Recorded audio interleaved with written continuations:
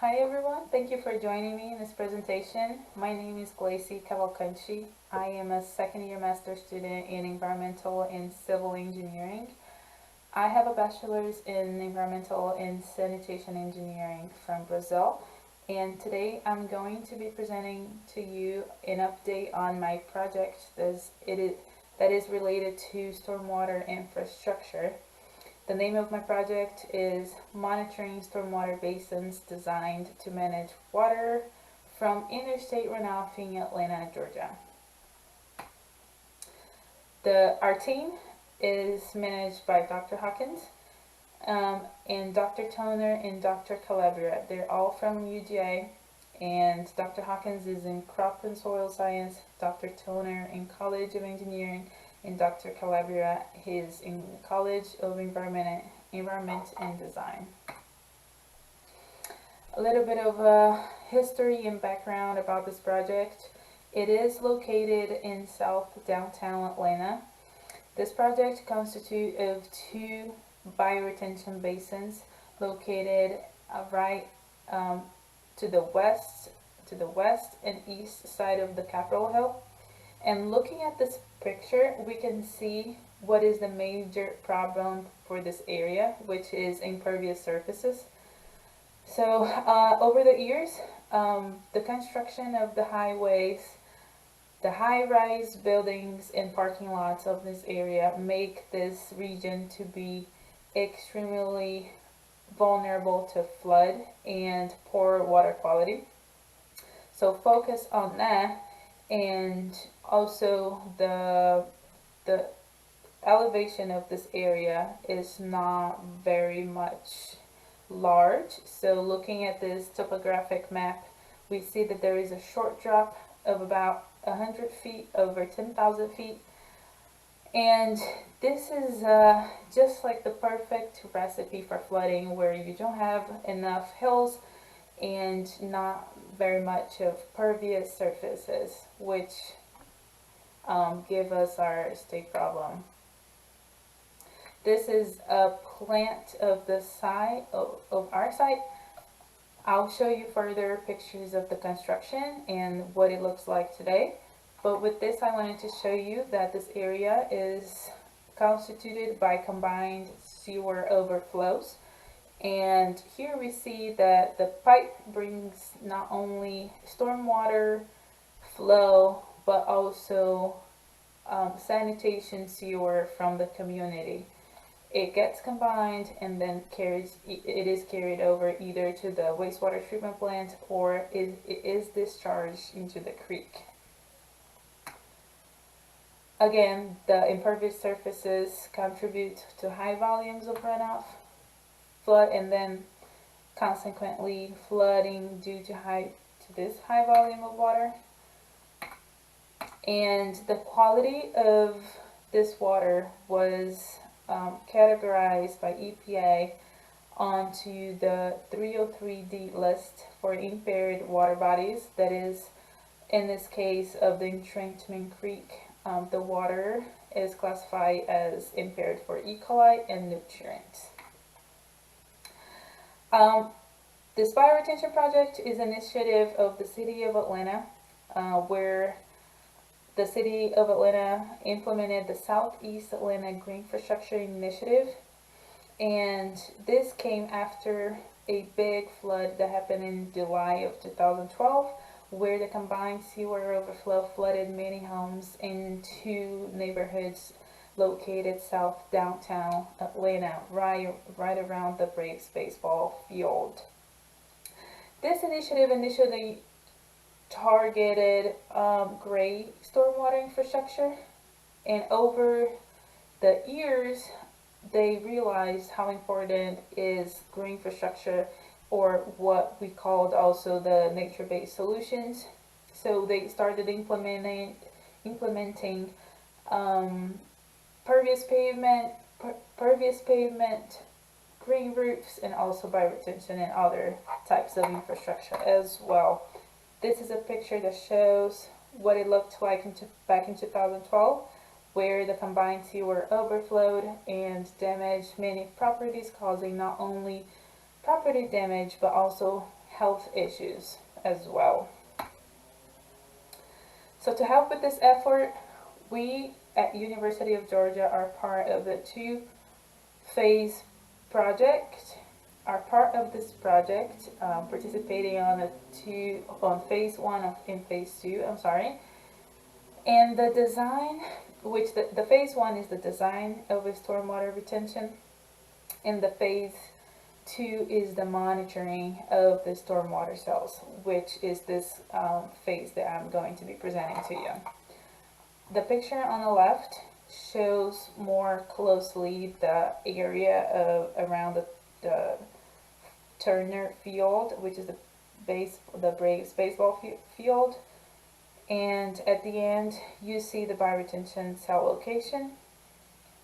To your right, you see on a red contour line the drainage area for the western cell and the drainage area for the eastern cell. Back in last spring, right when COVID hit, they were under construction. That's the western cell. Sorry. And again, we are currently on the monitoring phase of the project, and we will look for the collection of samples focusing on inflow and outflow. We collected a few samples before the construction of the project. Right now we are analyzing these collected samples, and also every time that there is a rainstorm event, we go out in the field and collect more samples and keep this ball rolling.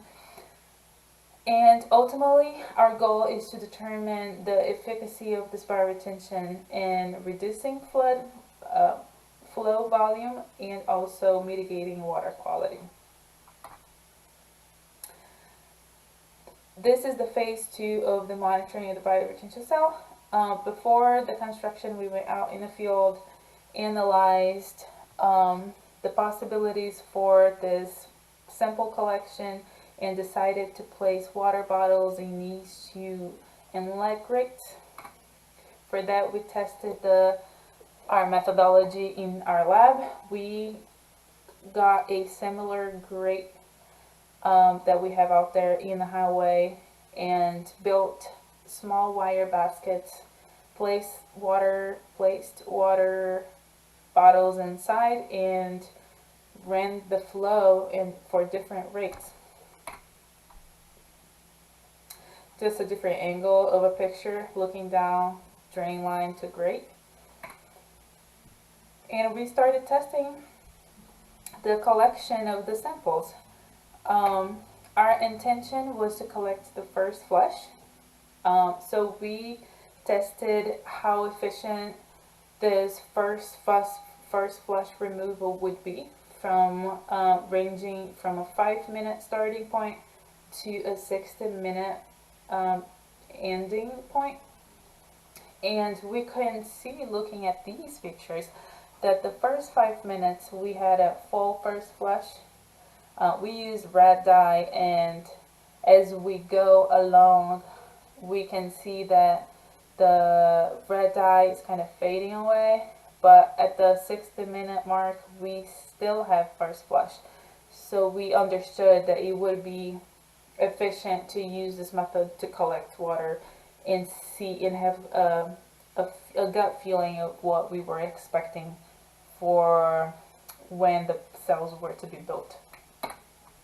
We placed the water bottles inside the forebay. This is after the construction, obviously. Here's Dr. Hawkins placing the water bottle inside within ripraps inside the forebay. And to the left, you can see the western bioretention cell being constructed, like I already showed you. And this is what it looked like after the construction.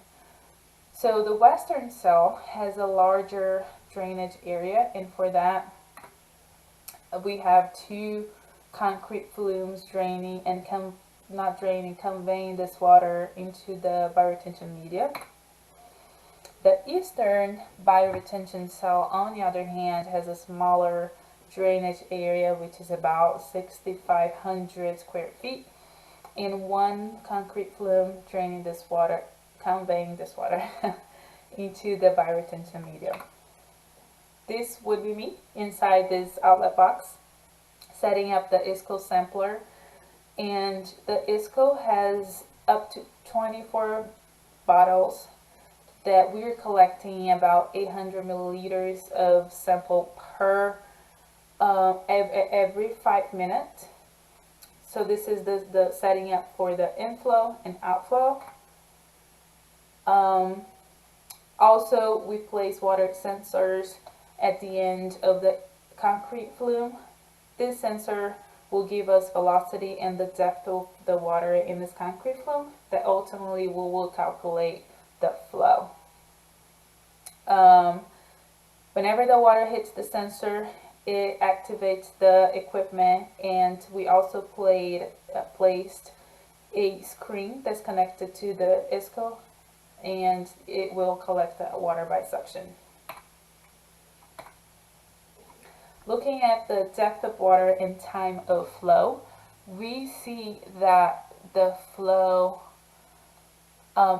whenever the flow reaches a peak, like on this graph we see that it's almost 4 inches of water depth inside the cell.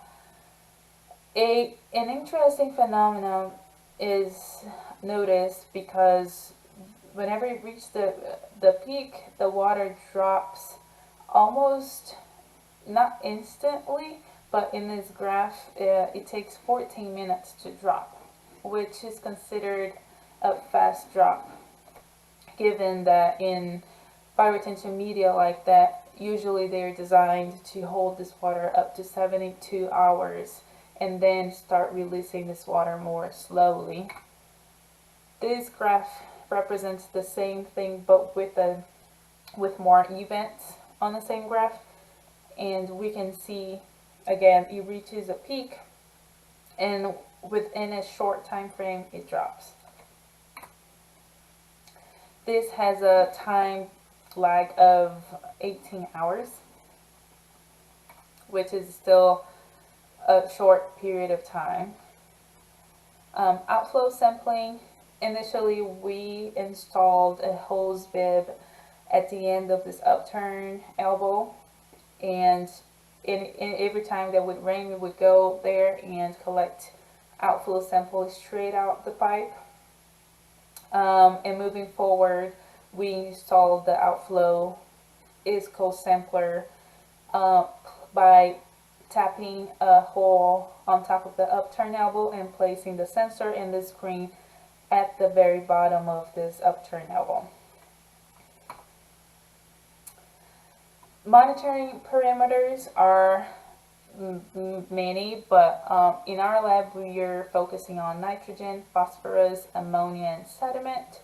And in a different lab we are sending a few samples to be analyzed to be tested for pH, alkalinity, conductivity, and so on, and it goes on up to 18 different parameters. But for COVID times, we analyzed the samples in a garage because our lab was closed, so we were running the samples on there so we wouldn't be without working, and we got some interesting data out of those sampling, because like I said, the samples are being collected at every 5 minutes, and here we have these vials representing each bottle. So between bottle 13 and 14, for instance, we have only 5 minutes between them, and we can see a high difference between the concentration of phosphorus. The 14th bottle, the darker the color, the higher the concentration in this case. Therefore, we ask ourselves, what happened in between bottle 13 and 14 that the concentration increased drastically for the same rain story event. Now we are analyzing the samples inside the lab, since the lab is open again. and sending it to the Ag and Environmental Service Lab for the further parameters. Looking at this looking at some of the parameters that we are analyzing, we have this graph showing different times. This is what the color represents for calcium, sodium, carbon dioxide, and chlorine. For instance, for the carbon dioxide, at the 0 minute mark, we have a concentration of about 4 milligrams per liter, and right about the 85th minute, we have a concentration of almost 20 milligrams per liter. And again, this is for the same parameter and same rainfall event. So we ask ourselves, what could be happening between this time frame that changes the concentration this much? And also, again, this is just a portion of our data that we didn't start analyzing quite yet, because we are still going out in the field and analyzing them in the lab. I just wanted to show you what the data looks like as of now, and this means that we have a large variability, and we will try to understand this data closely and get to better conclusions in the future. This is the TKN concentration for inflow and outflow, where we have an average of 3.118 milligrams per liter for inflow and 0.3 on the outflow. In this data right here, it gives us about 90% of reduction between the inflow for the TKN concentration on the inflow and outflow. Another issue or interesting facts that we've been noticing is that the west cell doesn't quite drain the water, and the east cell always drain water. So whenever we go out in the field right after the rain, the eastern cell is still very dry. It's already very dry, and the western cell looks like this. So we ask ourselves why.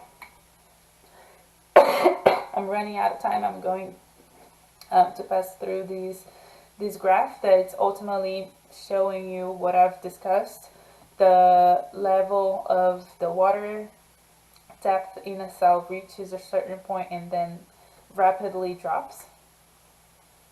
Our next steps are, we're trying to figure out why the cell is not draining on the west cell and is draining way too fast on the east cell by doing some infiltration tests and digging into those cells. So we can look closely at the infiltration rate and also answer the question is there exfiltration happening on the east cell. Another aspect of this project, which I'm super excited about, is the stormwater hydraulic modeling. We built this 1/10 scale model of the eastern cell, and we're running some experiments to see if there's short circuiting happening. And this modeling is being based on HydroCAD modeling and also basic fluid mechanics and hydraulics properties. We can see that after 30 minutes, the first experiment that we ran, we had the water going through every single corner of our model, giving us the impression that there's no short circuiting happening. But again, there are a lot of calibration and adjustments that are yet to be made, and I am looking forward for the next steps, and I hope I can in the future show you what the final results are. The purpose I've already mentioned. So in summary, this project is an initiative of the Georgia EPD, Georgia Department of Transportation, American Rivers, and us at UGA, working on this two-phase project to reduce flow volume and improve water quality at this area in Atlanta. And I will say something that is the biggest part of what excites me about this project most, is that that is a community of less favored people that live in Atlanta. And by bringing up initiatives like this, we are cooperating for the abatement of environmental injustice that we've been seeing on that area. So I look forward for the results. Some acknowledgements. We acknowledge that this project is being funded by EPD and EPA.